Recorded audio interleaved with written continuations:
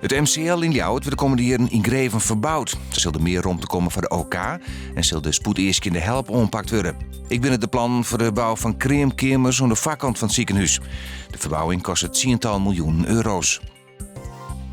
Een grote meerderheid van de kritiek is voor renovatie van Theater de Skans. Dat had juist duidelijk op een door de gemeente organiseerde debat hoe de toekomst van het multifunctionele gebouw. De hooroptie met de gemeente is nijbouw. De exploitatie daarvan zou makkelijker wezen, maar de meesten binnen voor het behoud van het gebouw. De bibliotheek van Ljouwert verhuist in 2000 van de beurs naar de Blokhuis Poitte. Dat wordt het college van BMW. De Blokhuis Poitte kwam als meest geschikte locatie uit de Noenderziek. De college denkt dat toch een mix van cultuur, recreatie en toerisme, die het feestjes en inspirerend plak is voor de bibliotheek.